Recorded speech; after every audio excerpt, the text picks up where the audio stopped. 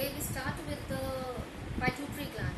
Now pituitary gland is a part of a brain part that is hypothalamus. It is the size of a pea which hangs from the hypothalamus.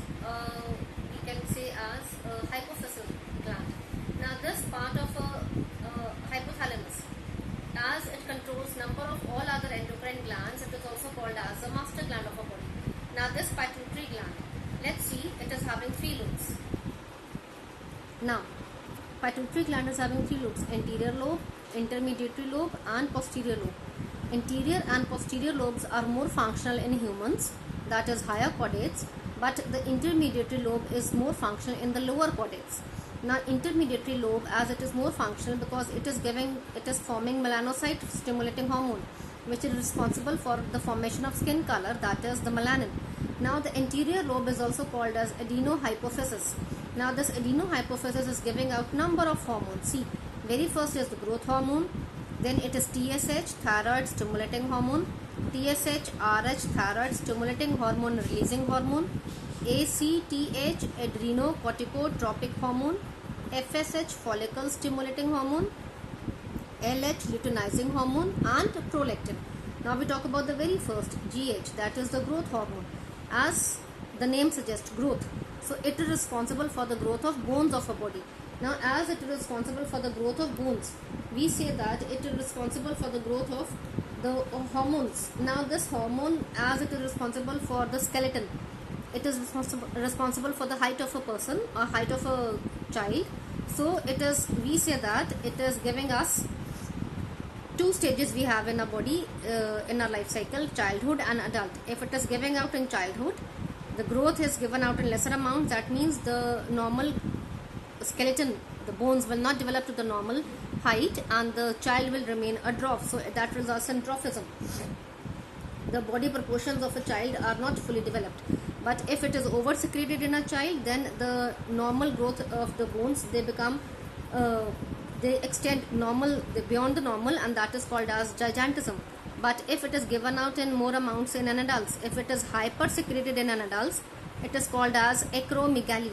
Now this acromegaly is where the extra bones of the face, hands, jaws and the feet, they are developing, and that is resulting in the larger proportion of a nose and thick lips. That is called as acromegaly.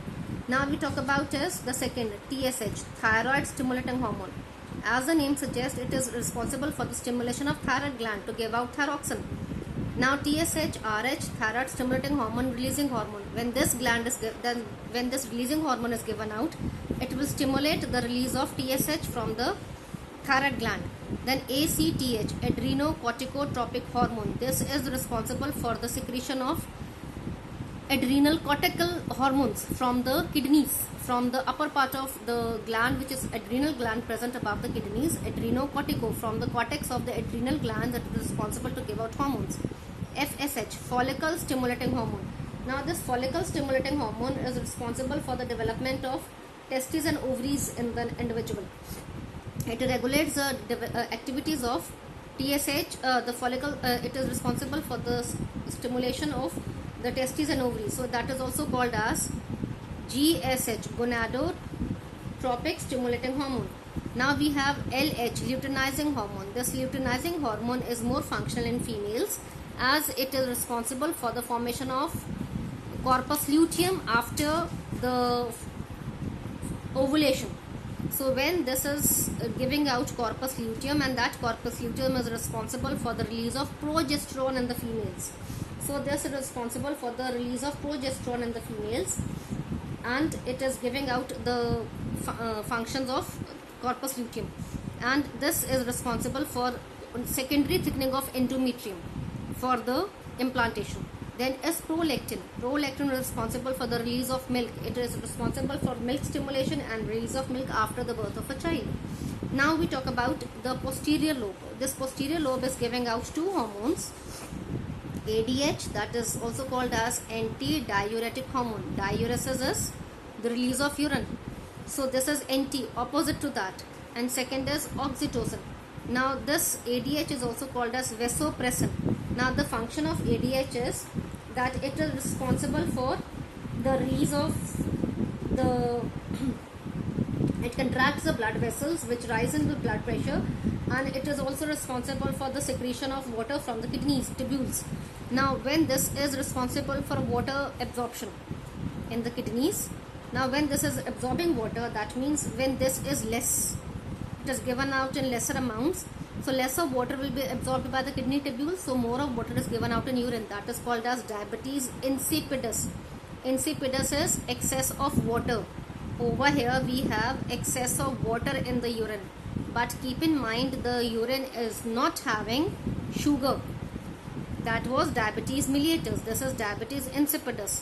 So over here excess of water is given out and the urine is not having sugar in it, and as there is frequent urinations, there is loss of water from the body, there is dehydration and the person becomes thirsty. That is called as diabetes insipidus. And second is oxytocin. This oxytocin is responsible for the uterine contractions at the birth of a child. So this, in the pregnant female, it is responsible for contractions of the uterus so that the birth of child can take place. Thank you so much.